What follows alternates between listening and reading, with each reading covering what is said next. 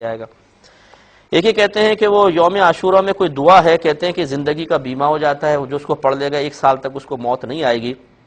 تو یہ کیا ہے؟ ہو سکتا ہے کہ یہ کسی بزرگ کی طرف منسوب اس طرح کا کوئی بات ہو اور کسی نے اچھی نیت کے ساتھ اس کو لوگوں کے اندر عام کیا ہو، لیکن ہمارا مشورہ یہ ہے کہ اس قسم کی چیزوں کو لوگوں میں عام نہ کیا جائے، کیونکہ یہ ظاہری طور پر جو ہے یہ مضامین قرآن و حدیث کی تعلیمات سے متصادم سے نظر آتے ہیں۔ ہمارے نبی کریم صلی اللہ علیہ وسلم تو یہ احساس دلانا چاہتے ہیں کہ موت بالکل نزدیک ہے، لہذا صحیح حدیثوں کے اندر ثابت ہے کہ بعض اوقات آپ قضاء حاجت سے فارغ ہوتے تو وہیں تیمم کر لیتے۔ صحابہ کرام علیہم الرضوان عرض کرتے یا رسول اللہ صلی اللہ علیہ وسلم قریبی پانی موجود ہے، تو آپ ارشاد فرماتے ہو سکتا ہے کہ میں اس پانی تک نہ پہنچ پاؤں اور مجھے موت آ جائے۔ تو جو نبی اپنی امت کو یہ احساس دلانا چاہ رہے ہیں کہ موت کو یاد کرو، وہاں اس قسم کے مضامین دے کے موت سے بے پرواہ کرنے کی کوشش کرنا میرے خیال میں مزاج رسول کے سخت خلاف ہے۔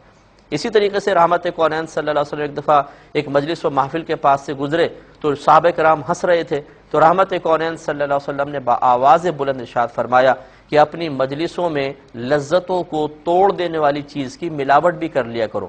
عرض کیا رسول اللہ صلی اللہ علیہ وسلم لذتوں کو توڑنے والی چیز کیا ہے؟ فرمایا موت کی یاد۔ تو رحمت کونین تو موت کی یاد کے اتنا اصرار فرمائیں اور ہم موت سے بے پرواہ کرنے کی کوشش کریں، مناسب نہیں ہے۔ ایسی میری والدہ سیدہ عائشہ صدیقہ رضی اللہ تعالی عنہا نے سرکار کی بارگاہ میں عرض کی یا رسول اللہ صلی اللہ علیہ وسلم کیا کوئی ایسا شخص بھی ہے جو کفار سے لڑے بغیر بھی مقام شہادت حاصل کر لے؟ آپ نے فرمایا کہ ہاں، جو دن میں 20 مرتبہ اپنی موت کو یاد کرے۔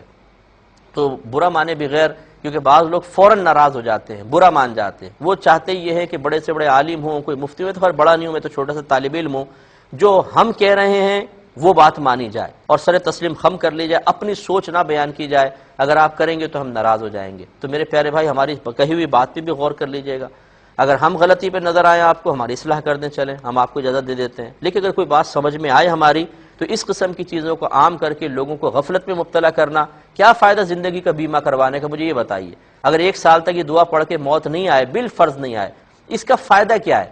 اس میں کون سا ثواب کا پہلو ہے؟ اس میں کون سے بلندی درجات کا پہلو ہے؟ نقصان کا پہلو میں نے بتا دیا۔ لوگ تو ویسے اپنی موت سے غافل ہیں، طول عمل کا پہلے شکار ہے، لمبی لمبی امیدیں باندھی ہوئی ہیں، اس میں آپ یہ اور دعا پکڑا دیں ہاتھ میں کہ لیجیے پڑھ لیجیے، سال بھر تک مرو گے نہیں۔ وہ اور کہے گا چلو ٹھیک ہے وہ مریں گے نہیں، پڑھ کے دعا اور گناہ کرے گا کہ جی اب سال بھر تک تو مرنا نہیں، آخر میں توبہ کر لیں گے۔ یہی تو اللہ تبارک و تعالیٰ کی ایک حکمت عظیمہ ہے موت کے اچانک آنے میں، کہ انسان گھبراتا رہے کہ کل ہی موت آ جائے گی تو وہ توبہ کا دروازہ چھوڑے گا نہیں۔ ایک پرانے زمانے میں، پہلے زمانوں میں ایک شخص تھا، وہ ایک نبی کے پاس آیا اور اس نے عرض کی کہ حضور، معذرت چاہتا ہوں، یہ واقعہ لکھا ہے کہ شیطان، اس نے خواہش کا اظہار کیا اللہ تعالیٰ کی بارگاہ میں، ایک بزرگ تھے، کہ مجھے شیطان نظر آ جائے۔